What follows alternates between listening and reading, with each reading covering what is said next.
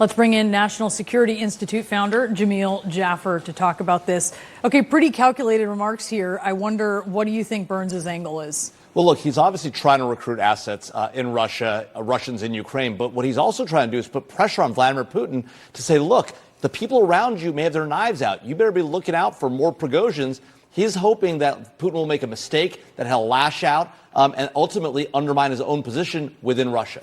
So you have the U.S. emphasizing, as soon as this Wagner revolt happened, look, the U.S. is not involved in this. On the other hand, you have Burns talking about capitalizing on this situation to recruit Russian assets. Is this a tricky line to walk? Absolutely. What they want to make clear, what the White House has tried to make clear, is that we didn't have anything to do with that revolt. Does it mean that we're not trying to undermine the regime, that we're not trying to put pressure on Putin? Of course not. In fact, to the contrary, it's clear that the more pressure there is on Putin, the more likely he is to come to the table, the more likely he is to get out of Ukraine, and that's good for what the U.S. and our allies in NATO wants. You think Putin is easily freaked out by this kind of thing? I think he's obviously a man who's always nervous about the people around him. He's a paranoid person, but he has good reason to be paranoid, right? He knows that around him are people who are looking for weakness, right? And he's engaged in purges in the past. Now, he's obviously a strong man. He's fought hard. He's fought hard to keep his position.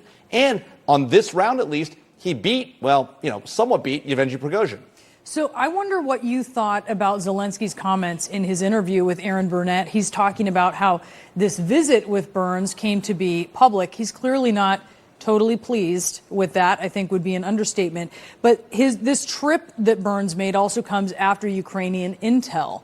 Quite a bit of significant intel was made public due to that Discord release by Air National Guardsman Jack Teixeira. What is the relationship like when it comes to this intel sharing right now? Well, obviously, there's a big concern there because not only was Ukrainian intel leaked, but a lot of Five Eyes, right, our closest allies' intel was leaked about what's going on in Ukraine. That's obviously concerning to anybody who wants to share information with us, including the very Russian assets that we want to recruit. They're afraid if their information is leaked, it might get back to Putin. They might get killed as a result. And so what's happening right now is Bill Burns is making clear, we're there with you, we're here to support you, but also we're going to keep your secrets close hold.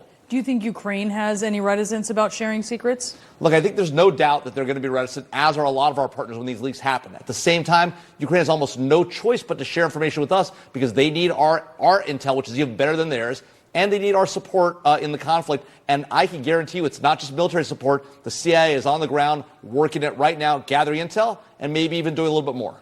Jamil Jaffer, great to have your insights. Thank you so much.